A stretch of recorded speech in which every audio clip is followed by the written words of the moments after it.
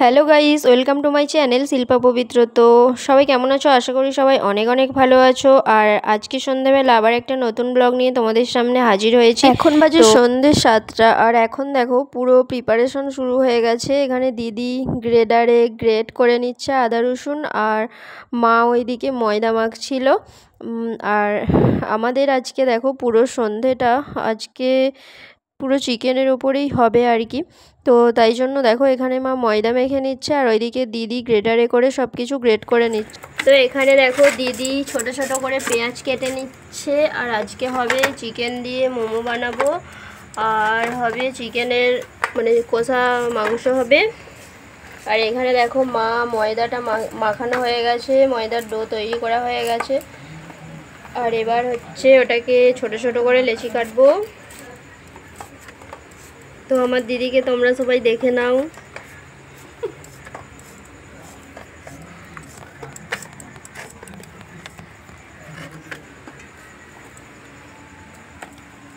আর এই যে কষা মাংসের জন্য পেঁয়াজ কেটে নিয়ে এসে আগে থেকে আলু কাটা হয়ে গেছে বড় বড় করে, এই যে এত বড় বড় করে সাইজ আলু কেটেছে।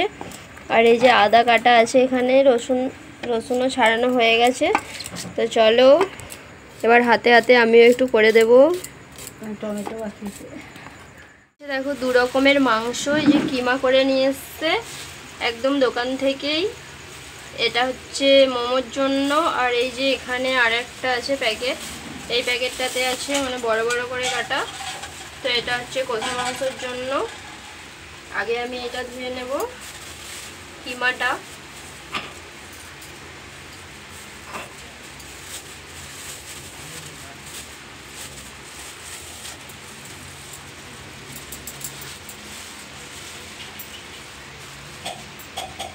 ফেলাবো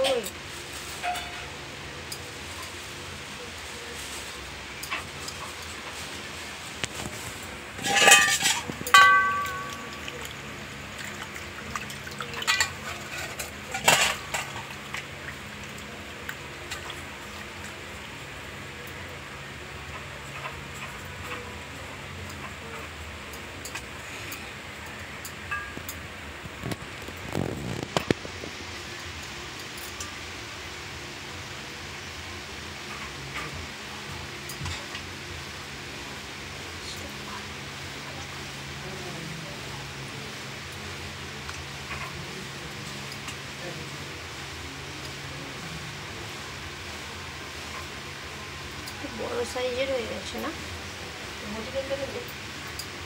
কেটে দেবো।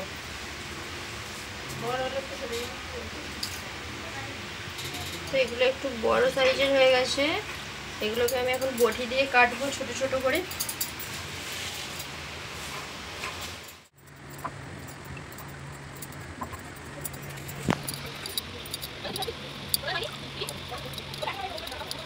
মাটা আমার ধোয়া হয়ে গেছে, একদম পরিষ্কার করে ধুয়ে নিয়েছি। এবার আমি দিয়ে দেব সব উপকরণগুলো। কেটে রাখা পেঁয়াজটা দিয়ে দিলাম,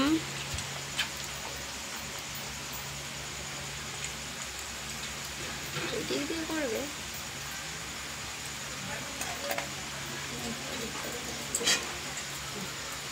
আদা রসুন কুচিটা দিয়ে দিলাম। কাট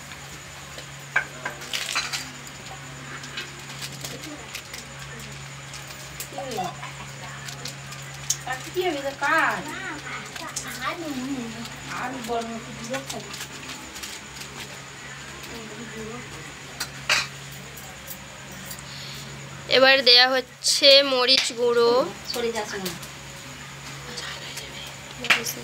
কাঁচা লঙ্কা কুচি দিয়ে দেখে খুব বেশি মিষ্টি লাগবে। এবার ভিনিগারটা দিয়ে দেব। এবার আমি কেটে রাখা লঙ্কাগুলো দিয়ে দেব। একদম দেখো এরকম ছোট ছোট করে কাটতে হবে, না হলে মোমোর ভেতরে এগুলো মানে মোমোটা ফেটে যাওয়ার চান্স আছে যদি বড় বড় করে হয় কাটা। একদম ছোট ছোট করে লঙ্কাগুলো কেটে নেবে, যেমন আমি কেটে নিয়েছি। তো এবার এগুলোকে ভালো করে মিশিয়ে নেব। এবার আমি নুনটা দিয়ে দেব পরিমাণ মতো।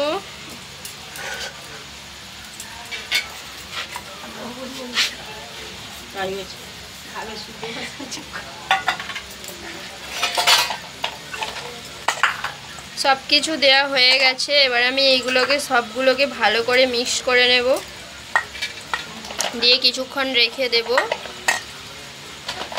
মাখিয়ে কিছুক্ষণ রেখে দিলে এটা একটু নরম হয়ে যাবে, ভালোও লাগবে খেতে, পুর দিতে সুবিধা হবে।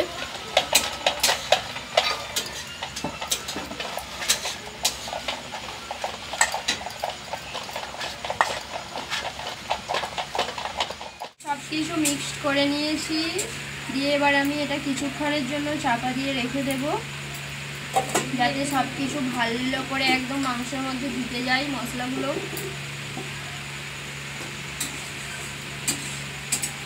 তো এইদিকে মা দেখো কষা মাংসর জন্য মশলা কষছিল, আর সেটারই এখন চ চ করে আওয়াজ হচ্ছে আর কি। তো দেখো মা মশলা কষছে, আর এইদিকে দেখো আলু টালু সব ভাজা হয়ে গেছে, আর আমি ওইদিকে মাংসটা মোমোর পুর রেডি করার পর আমি এখানে এখন ওটাকে চাপা দিয়ে রেখে দিয়েছি। আর তারপরে দেখো কষা মাংসর জন্য মাংসগুলো আমি ভালো করে ধুয়ে নিচ্ছি।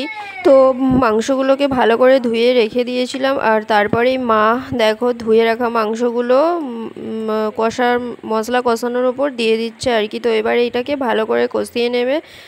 মাংসটা কষানো হয়ে গেলে তারপরে মোমোটা আমরা শুরু করে দেব।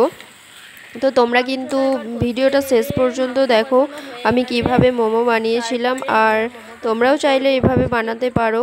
বসে আছে মোমো খাওয়ার জন্য, দেখো একদম দাঁত ফাত ফাঁকা করে বসে আছে। এখানে রনি আমাদের ভেজে রাখা মাংসর আলুগুলো খাচ্ছে, দেখো কেমন লাগছে মাংসর আলুগুলো খেতে রনি? ভালো। নুন লাগছে? নুন লাগেনি? হালকা। তো মোমো তৈরি করার জন্য আগের থেকে কড়াইতে জল দিয়ে জলটাকে ভালো করে ফুটিয়ে নেব, আর তারপরে জলটা ফুটে গেলে একটা পাত্র রেখে দেব যেটাতে করে মোমো তৈরি। তো এখানে মাখিয়ে রাখা ময়দার ডো থেকে লেচিগুলো কাটা হয়ে গেছে, এরকম ছোট ছোট করে কেটে নিয়েছি, আর এরকম সাইজেরই কাটতে হবে, সবগুলো একই সাইজেরই হতে হবে। আর তারপরে দেখো এখানে এরকম বেলে নিতে হবে একদম পাতলা করে, যেমন লুচি বেলা হয়।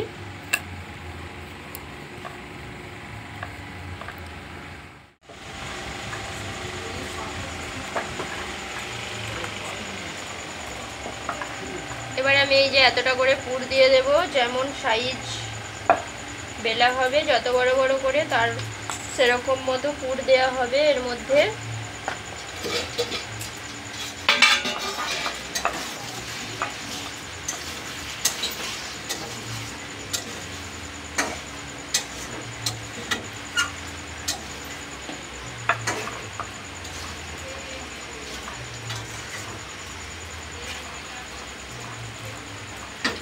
তো দেখো আমার কিন্তু মোমোটা মোড়া হয়ে গেছে, আর এইভাবে করে আমি সবগুলোই দেখো রেডি করে নিয়েছি একদম পুর ভরে। আর আমি এই দুরকমই পারি আর কি। তো অনেকেই দেখেছি খুব সুন্দর সুন্দর ডিজাইন করে, তো আমি এই মোমোগুলো কেমন হয়েছে জানি না, তবু একটু চেষ্টা করলাম। আর আমি এই দুরকমই পারি আর কি। তো চলো এবার এই মোমোগুলোকে রেডি করে রাখা মোমোগুলোকে এবার স্টিম করতে দিতে হবে, তো ভাপাতে দিতে হবে, যেমন করে পিঠে ভাপানো হয় ওরকম করেই মানে দিয়ে দিতে হবে। এই পাত্রের মধ্যে জল তো আমার ফুটেই গেছে, দেখতেই পাচ্ছ একদম টকবক করে ফুটছে, আর ওই জল যত ফুটবে তার ওই ভাপটা যত বেরোবে সেই ভাপেতেই এই মোমোগুলো সেদ্ধ হবে আর কি। তো যখন এটা হয়ে যাবে তখন দেখবে একদম ফুলে উঠবে মোমোগুলো। আর তোমাদেরকে একটা কথা বলা হয়নি, যে এই যে পাত্রটাই করে যে মোমোগুলো ভাপাতে দিচ্ছি ওই পাত্রটাই একটু হালকা করে তেল মাখিয়ে নিতে হবে, না হলে মোমোগুলো যখন তুলবে হয়ে যাওয়ার পর তখন হচ্ছে ওটা মোমোগুলো ওটার মধ্যে পাত্রটার মধ্যে জড়িয়ে যেতে পারে। তাই জন্য হালকা করে একটু তেল মাখিয়ে নিলে ওই জড়ানো ভাবটা আর থাকবে না আর কি, তা যাতে করে মানে মোমোগুলো গোটা গোটা থাকবে, আর না হলে মানে তেল না মাখালে ভেঙে যাবে আর কি। তাই জন্য আগে তেল মাখিয়ে নিয়েছিলাম। তো দেখো আমার এবার এইগুলোকে ভাপাতে দিয়েছি, তো এবার হয়ে গেলে তারপরে তোমাদেরকে দেখাবো আর কি। চাপা দিয়ে কিছুক্ষণ হতে দেব। তো 10 মিনিট পর আমি আবার এটাকে তোমাদেরকে দেখাচ্ছি। দেখো চাপাটা খুলে, তো এখন দেখো আমার মোমোটা কিন্তু হয়ে গেছে। আর দেখতেই পাচ্ছ পুরো মানে সেদ্ধ হয়ে গেছে, একদম পিঠে যেমন ভেপে যায় তো সেরকম হয়ে গেছে, আমার সেদ্ধ হয়ে গেছে। আর মোমোটা কিন্তু একদম ফুলে উঠেছিল, কিন্তু চাপাটা খুলে দিতে মোমোটা আবার যেমন তেমন হয়ে গেছে। তো এবার আমি এটাকে একটা চুপড়ির মধ্যে ঢেলে নেব। তো দেখতেই পাচ্ছ যে আমার কিন্তু একটা মোমো ফাটেনি। তো মোমোটা হয়ে যাওয়ার পর আমাদের রনিসোনা তো আগের থেকেই বসেছিল, আর তাই জন্য ওকে আগে দিয়ে দিলাম। আর এইখানে তার সাথে সাথে দিদিও খাচ্ছিল। তো খেয়ে বলল মানে ভালোই, সবই ঠিকঠাক আছে। আর এখানে দেখো তোমাদের দাদা ভাই বসেছিল, তো ওকেও দিয়ে দিলাম। তো সবাইকে দেওয়ার পর আমিও এখানে তোমাদের দাদা ভাইয়ের সাথে খেতে বসে গেছি মোমোগুলো। চলো এখন টেস্ট করে দেখি কেমন খেতে হয়েছে। তো আমার তো বেশ ভালোই লাগছে, ঝাল ঝাল লাগছে। তো আমরা যেহেতু ঝাল ঝাল খাই তাই জন্য একটু ঝাল দিয়েছি। আর তোমরা যদি কেউ কম ঝাল খাও পরিমাণ মতো ঝালটা দিয়ে দেবে। তো যেহেতু টমেটো সস বানানো হয়নি ঘরে আর কি, তাই টমেটো কেচাপ ছিল, তো সেইটাকেই কাঁচা লঙ্কা সেদ্ধ করে মাখিয়ে নিয়েছি। তো ভালোই লাগছে। চলো